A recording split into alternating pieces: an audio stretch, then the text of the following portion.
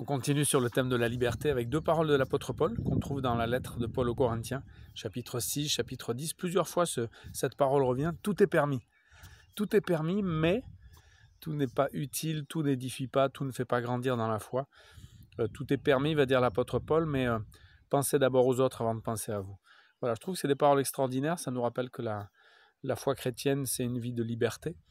Mais cette vie de liberté, en fait, on va nous-mêmes contraindre notre liberté vis-à-vis des autres et vis-à-vis aussi de notre objectif principal. L'objectif principal, c'est de grandir dans la foi, d'aider les autres aussi à grandir dans la foi. Et ça va nous aider à faire les bons choix.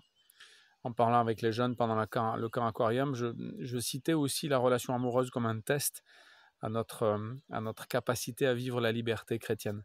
Voilà. Le fait qu'on va se retenir, on va être patient, on va essayer de trouver la bonne personne, on va considérer qu'on est encore jeune et qu'on a le temps.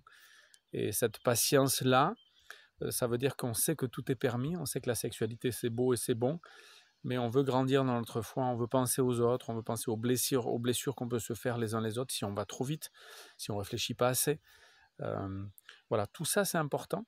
Mais notre vie chrétienne est une vie de liberté. Et c'est incroyable de voir l'apôtre Paul qui dit, voilà, tout est permis. Il y a plein de choses qui sont possibles. Et Dieu nous a donné tout ce qui est autour de nous parce que c'est beau et parce que c'est bon. Mais tout n'est pas utile et tout ne fait pas grandir.